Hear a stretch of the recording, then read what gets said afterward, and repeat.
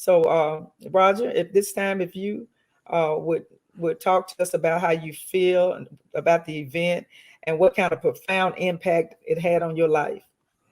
Absolutely. I want to, first of all, thank you, Mom, for having me on Wisdom Tips with Dr. Connie Green. I feel like I finally arrived to be on such a program like this.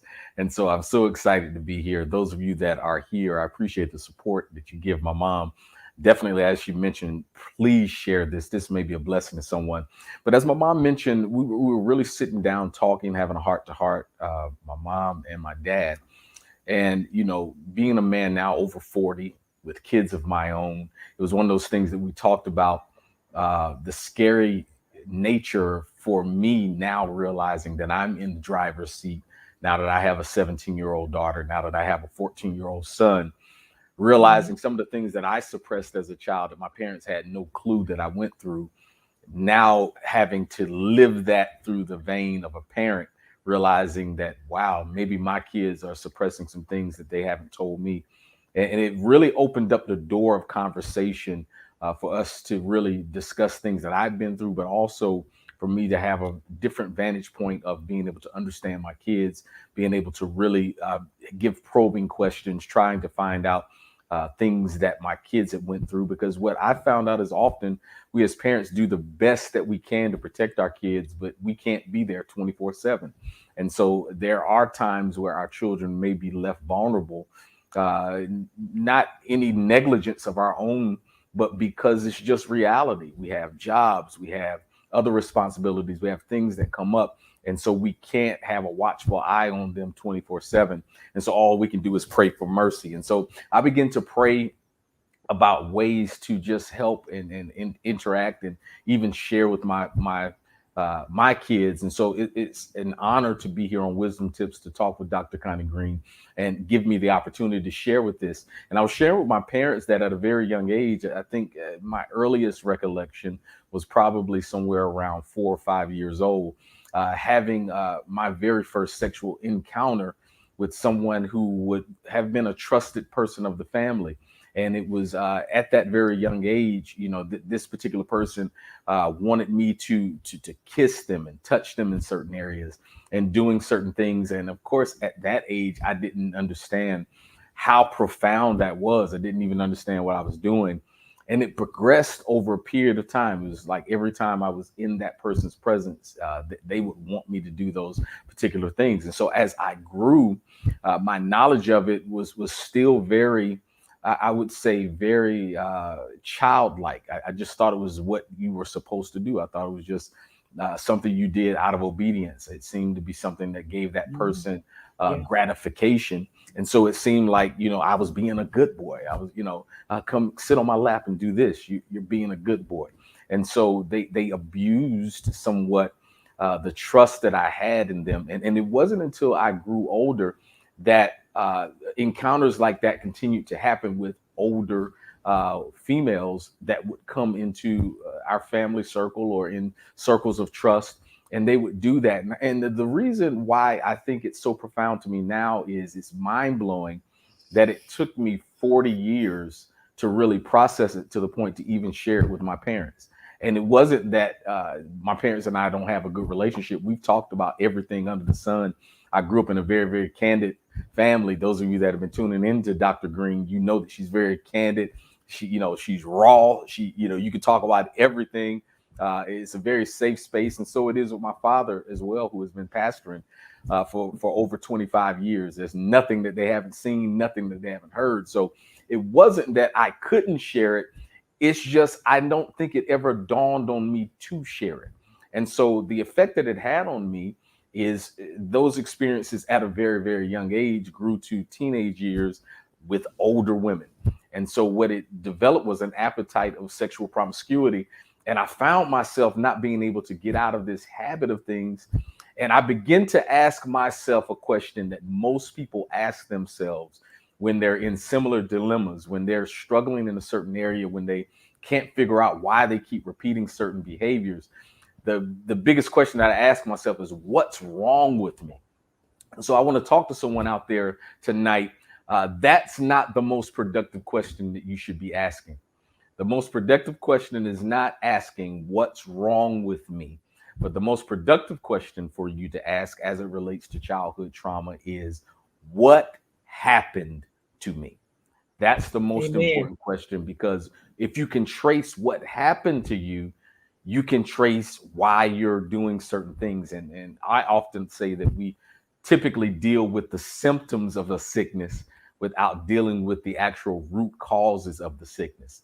And so the acting out, the rage, the anger, the disappointment, the guilt, the promiscuity, all of those things were the symptoms of what had happened to me. And it really wasn't dealing with the actual sickness of it.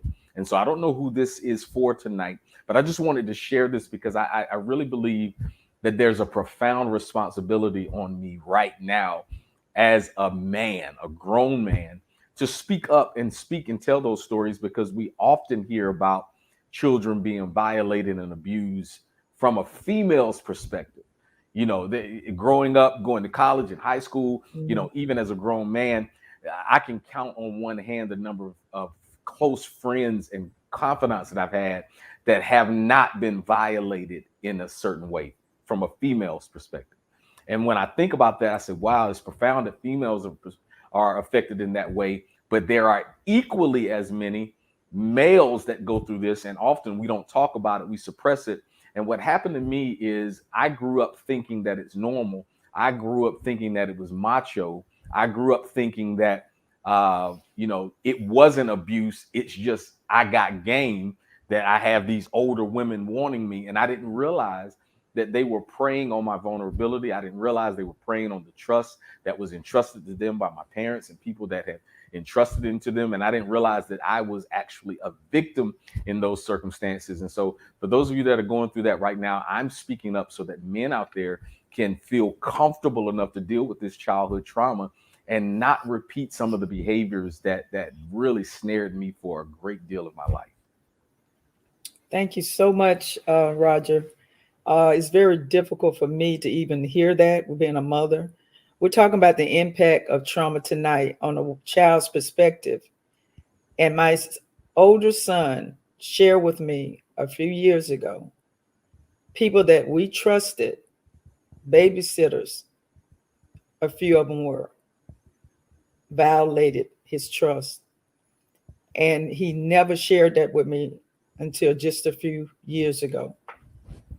And I used to wonder why some of the behaviors that I've seen in my son, as far as being angry and going into rages when I would ask him questions, where he was, what was he doing. And I couldn't understand, because he was a very nice natured person that loves everybody. And when he would holler or yell, it wasn't his character.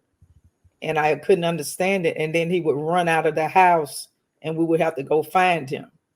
And he would never tell us what happened to him. And then when he shared this with me just a few short years ago, it devastated me and my husband. So the impact of trauma from a parent's perspective, I'm going to talk about first. How did I feel? Like I said, devastated. I cried. I felt guilty, number one, because I thought I was putting them in a safe place. And these were people that were supposed to be believers, somebody I trust and loved. And so first was the guilt. I cried a couple of days. I had to pray, ask God to help me, because some of those people are still alive. Should I approach them? Should I say something to them? The Lord said, let it go. But I was thankful that my son was able to share this with me, to get it out in the open. And we as a family, we cried together. We held each other. We prayed together. And I've seen a great change in him now than ever before. The Lord is blessing him in so many areas of his life. He's always loved people, and he's doing the jobs that God has called him and commanded him to do. He seems more happier, and he seems more vibrant, and he seems more of himself, except he's working too much. He won't stop working, but he's always been that way, where he loves to work. He's got his hands so many different places. He's got so many different talents and gifts. He's not, he tries to be modest. He didn't want me to say too much about his bio, but he's a national acclaimed speaker. He's been all over the country. He has books. He does other things. He's a musician. He's a youth pastor. He's a counselor. He's a life coach, and he's me and his dad's right arm because he helps the ministry in so many different ways. And so we really wanted to share this on wisdom tips, and it was very, we had to really pray about it because I wanted to make sure this is something he wanted to do. And I thank God he was able to open up to share because I feel like this is going to help somebody else. Okay, what happened to my son? It happened. It's over with. He's fine. He was fine, going on in his life even as a youth, but he wasn't fine when it came to his mental and psychological well-being that was damaged.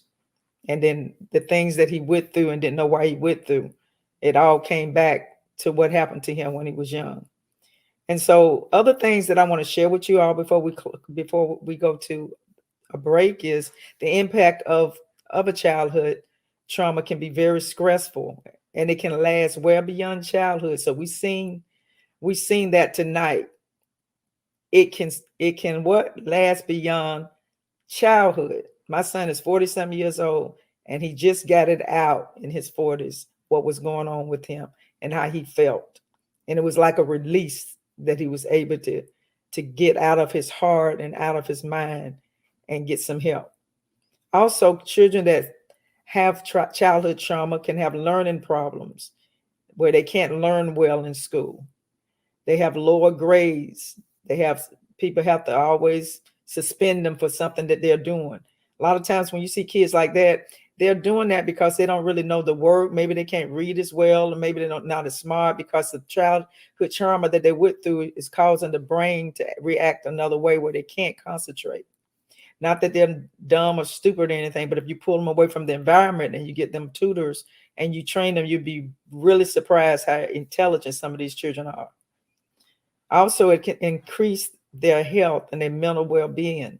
It can even make them sick. I used to have kids in my daycare kept colds and runny nose and high fevers and ear aches and pains, and the mama would take them back and forth to the doctor, and they couldn't find out what was wrong with them until we had meetings with the parents, and they would tell us what was going on in the home. And once the child was moved from that situation, or once the behavior stopped in the home, the child was able to be healed. And so that's another impact. The other impact is the increased involvement in a child's life. Like if a parent is on welfare, or if he's in the jail district system, because he's been in trouble a lot, that can cause him to do even greater things when he gets out to be an adult, that would cause him even to end up in prison. You start out as a young teen robbing somebody of their pocketbook and running, and then you start off maybe breaking in somebody's house, and then the next thing you know, you're killing somebody if they never stop the process. So when you look at a lot of these people that are on the streets and carrying guns and killing up folks and doing all kind of stuff, like Roger said, it's not why did they do that, it's what happened to them. I mean, Oprah Winfrey wrote a wonderful book dealing on that subject. A lot of times we look at people and we point our fingers and say, what's wrong with her? Why is she dressed like that? Why is she doing that? Going with all these men, she ain't nothing but a skank hoe. Yeah, we do that. But if you ever wonder what happened to her? What happened to her? Why is she that way? You ever looked at a man and asked him, what's happening to him? Why is he running around and doing this, that, and the other, and got 11 different girlfriends? What happened to him? So we need to start looking at what people's behaviors are on the aspect of something that, on the aspect of what happened to them maybe when they were a child, or what happened to them in life. And stop being so critical and try to help people and try to understand people. And if you stop and you talk to them, you may be surprised. They may tell you. Sometimes people hold stuff for a long time and they just waiting on somebody to ask them what's going on. And if they have someone they can trust and love and they can share it, a lot of times it gives them the release, and it's like a weight taken off their back and off their shoulder, and they feel like they can go on with their life. All right. So I'm excited about this topic. I hope you are. I hope you can share it tonight. share it with someone, call somebody, let them know that the broadcast is on. We're talking about the impact of trauma, and we're talking about how trauma can be a killer. If you hold it inside and you don't get it out, things can get a lot worse. So I'm getting ready to go on break right now, and so I want you to come back right after the break so we can continue to talk about this subject, very needed subject, overcoming childhood trauma. Stay with me now and come back to Wisdom Tips, and we'll continue to talk on this subject. God bless you.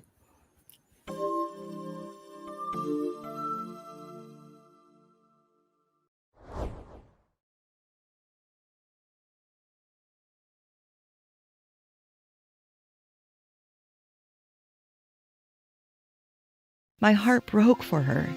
She looked so afraid. I wanted to take her pain away. All the kids involved were so overwhelmed. We just tried to make them feel safe. I felt helpless, like there was so much more I should be doing to make things better for him, but I couldn't find the right words. I struggled with my own fear and trauma after the hurricane. But I needed to find a way to help my kids deal with their feelings too.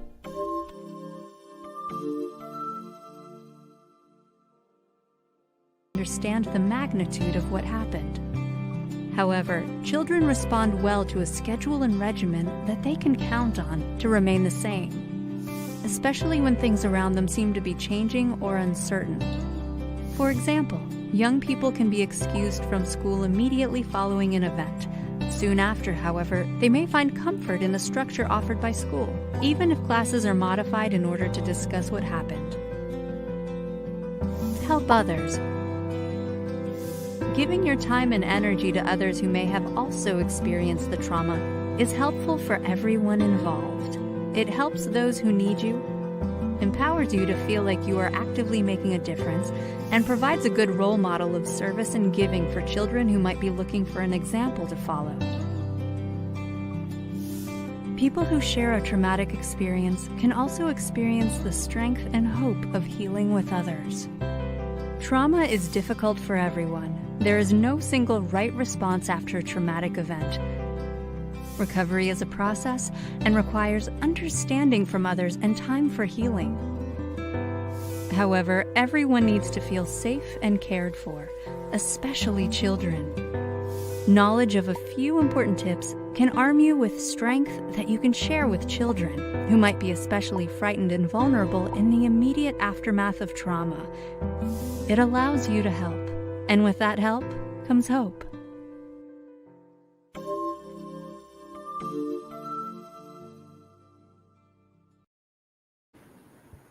Welcome back to Wisdom Tips with Dr. Connie Green. I hope you enjoyed that clip. Has some very good information that can help our little kids and our children that have went through childhood trauma. And I hope you take something with that, and please share this. Share this with a friend. Let people know, and please like and share this broadcast. And also, we would love for you to subscribe to the YouTube channel, if you will. And that would be a great help for us, so we can get more people coming in, tuning in to hear what we have to say. And if you're joining me for the very first time, we are talking about childhood trauma, the hidden killer tonight. So please let somebody know, yes, it's hidden because people don't talk about it. People hold it in. And that's why sometimes people are so mean and angry, and they bless everybody else, cuss everybody out, and don't have no love in their heart, and just angry and bitter. And you wonder what in the world wrong with them. Maybe they're going through some childhood trauma and they don't even realize. They've held it in so long that they just don't, they mad at everybody. They don't trust nobody. Do you know anybody like that? I do. I know some people like that. But guess what? If you stop and sit down sometime and talk to them and show them how much you love them and care, and try to befriend them, sometimes they'll warm up to you and they'll let you know what's going on in their lives, and you maybe perhaps can help them. So, I'm excited about this topic. We're going to go ahead and continue this topic. And I want you to make sure you get some notes and stuff if you're tuning in, so you can go back and you can help, because I got some tips I'm going to give you before we close out. But you know, I was talking to my son, those of you that just tuning in, and he had a traumatic experience that happened to him when he was young. People that we loved and trust, and they really victimized my child, and I'm still asking God to help me right now, because I just found out a few years ago not to go to some of them people. I'm just gonna be frank. I'm a mama bear, so it's taking all the Holy Ghost I got to hold me back. And so y'all pray for me real good. Pray for Dr. Green, because you know it ain't right, and it's not right with anybody that's been through anything and have had childhood trauma, no matter what the situation is.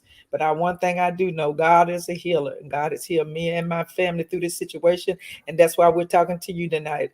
You know, things are going to happen in life, but we're going to bounce back from a setback, and we can help others. And what I see out of this situation about what happened to my son, we telling other people about it so they can get some healing. They don't have to be ashamed on a man's perspective. Like my son just said, Roger Green Jr. just said, my son, he said, a lot of men don't talk about it. You know, women talk about it all the time. We think it's only women has been victimized, been molested or raped or whatever. But there's a lot of men out there that's hurting, that's crying and upset and frustrated and mad and angry. And you just think they're crazy. But they got something going on that they're holding in because it's hidden. They're afraid to come out. And hopefully during this broadcast, hearing my son come out with what happened to him, maybe other males can come out and talk about what has happened to them and not be ashamed about it. They were kids. They were children. Come on. It's nothing to be ashamed about. This is something that happened to him. And so he wanted to share it so other people can know and have the freedom to do the same, males especially. And so tonight, I want to share with you all also that how good God is through all this situation that we're going through. Through the situation that me and my family went through. I just thinking about how he just really healed us. After knowing this situation, it could have went another way really quick. But just praying and seeking God's face and helping other people has really helped us bounce back. So if you've been experiencing some of this type of stuff, if you do stuff for other people, a lot of times what you're going through will either dissipate or you begin to get healed. The more you help others and talk about other people's situations, try to help them or pull them out, then God can begin to bless you. So before I give you the wisdom tips of the day, I would like to again to recognize my very special guest, my son, Roger Green Jr. Roger, we often say that childhood trauma is a silent killer. Yeah. Can you tell me what that means to you? Well, I think it's a profound thing. I think what you said, even through the healing process that we're going through, it's given us the opportunity to talk about it. One thing that my father always has taught me my entire life is you're not healed until you can talk about it. And so for those of us that have been hurt profoundly, to the core, often you don't like talking about it. You don't like to confront it. You don't like to deal with it. And so my dad would oftentimes tell me, it's never going to go away. So in your own time, you have to work through it. You have to find a way to deal with it, to confront it, to talk about it. And so now even being able to talk about it, there's no guilt, there's no shame, there's, none of those things. I can talk about it with a smile on my face. Somebody might be looking at the live today and saying, is he crazy? What's wrong with him? He's smiling and we're talking about trauma. And it's because I've experienced healing. And so when I talk to people about it being a hidden killer, it's one of those things that is gradually, incrementally, day by day, eating away at you, and you don't realize the effects that it's having on you. There's a book that I love to read called The Compound Effect. It talks about great and big things that happen in your life, typically don't happen all at once, but there are those incremental small things that happen over time, those habits, those cycles that compound upon themselves, and then you look up and it's compounded and it's something great. It could be positive or negative. And so for those of you that are out there, I want to talk about this hidden killer, this secret silence that's keeping you bound. And for every man out there, I want to tell you, I want to give you the courage to be able to speak up and begin to deal with those things. Because I, just like you, was, a man's man, full of testosterone, grew up under the notion that it is a dog eat dog world. Only the strong survive.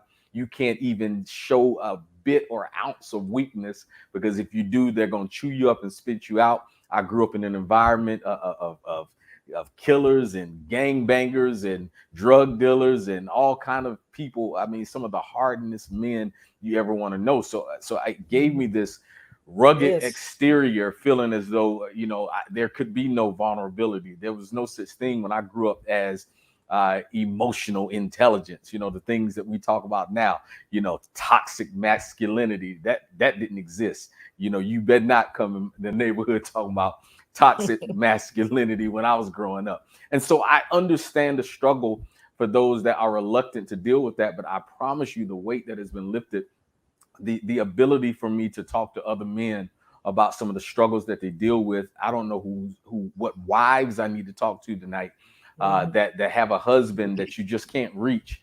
I want to tell you to just embrace, give that comfort, give that love, give that understanding, because men often we internalize things to the point that we're just a power keg that we explode. And so it is a hidden killer because it is latent. It's pressure that we don't see. It is trauma that we don't see. It is abuse that we don't see. It is different things that have happened to that man that weighs him down. And this is not just for men, but I can only speak on the perspective of a man. I know women deal with it, and probably the majority of our audience tonight may even be women. But I would suggest to you, if you have a man in your life, whether it is your husband or your cousin or your brother or your father, let them see this episode, because I promise it may help them. It may shed some light on some things that they're going through. It may even open the door for them to share in a way that you never thought that they shared before. I can tell you, when I brought this to my parents' attention, it just came up in conversation. It wasn't necessarily a planned heart to heart. It wasn't a planned meeting. Let's sit down and talk about it. We were sitting and we were discussing some things, and we were talking about some hard things, and it just came out. And we literally sat there. I felt like a baby. I sat there and cried like a baby. 40-year-old man crying like a baby in my parents' arms. But it was what I needed. And even saying that, what happens, there are things that are called ACEs. They're adverse childhood experiences. That's what psychologists call it, ACEs, adverse childhood experiences. And what happens sometimes with those adverse childhood experiences, you have what you become arrested in development.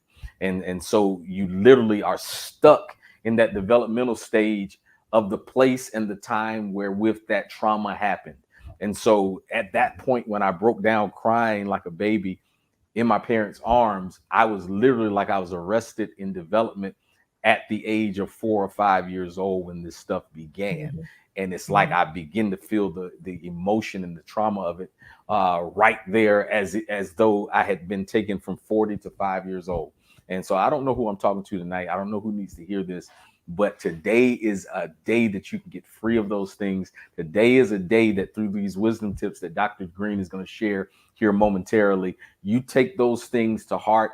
You practice them and implement them even with your children. And it's just my prayer that God will bring healing. As a father, as a youth pastor who deals with kids, as one that has a degree in early childhood development, schooling, education in that, my heart really goes out to children. And so we really wanted to tackle this issue of childhood trauma tonight. And I pray that it blesses somebody. God bless you, son. And I'm sure it has blessed a lot of people tonight. I'm telling you. And I thank God that you were brave enough to come out with this.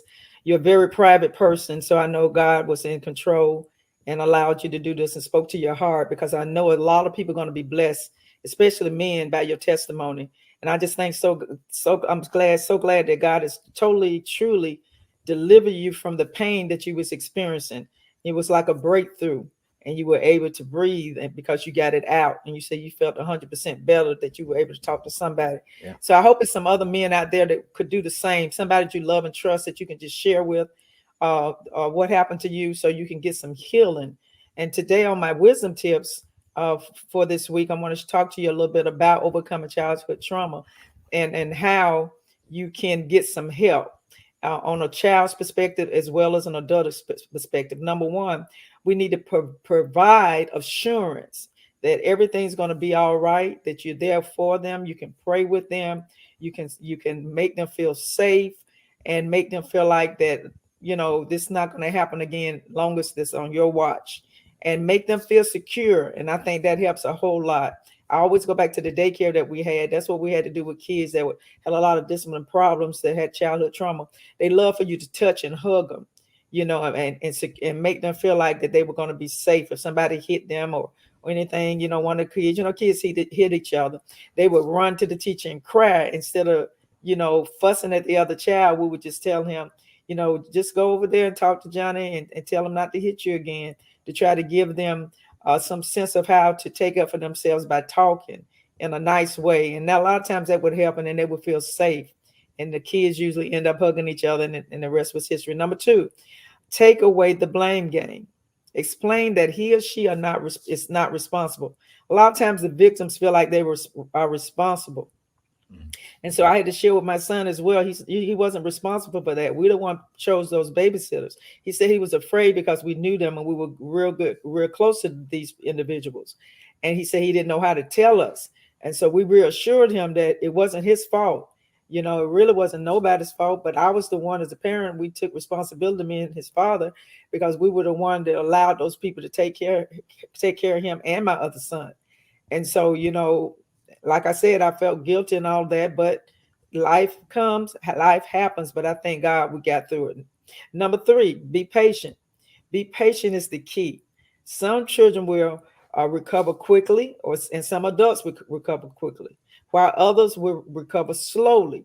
Now, some people still crying about something that happened to them 40 years ago, that, because they're different from everybody else. And maybe they didn't know how to process it. They didn't have nobody to love them, to reassure them. Maybe somebody blamed them, so you got to remember, you got to be patient, because people that go through childhood trauma, is something that happened years ago. Even it's hard sometimes to break through that barrier. So you have to be patient, reassure them that they do not need to feel guilty and they don't need to feel bad. Let me say that again. They don't need to feel guilty or they don't need to feel bad. We have all come through the short. What does the Bible say? We have all fallen short of the glory of God. Yeah. We all have sinned and fall short of the glory of God. So we need to stop being so quick with judging people, because you don't really know what their true story is. Mm-hmm. All right. So, and don't make them feel bad. And this even comes with the kids. When things happen to them, they feel, well, maybe Mom, it was my fault. I hugged them and then this happened to me. No, it's not their fault. You got to reassure them it's not their fault. And my last wisdom tips is seek help. Seek help. Seek help from a counselor. Seek help from a mental health professional. Seek treatment from a pastor, a clergy member, or somebody, a life coach, somebody you trust, your mom, your dad, family member. Seek help immediately. Let somebody know what happened to you. And if you're a child and you're on here today, or you're a teen, let somebody know. A school counselor, a family physician, a pediatrician, ask somebody to help you, and somebody I'm sure will be out there to help you. And then we have all kind of referrals that you can go to and you can call.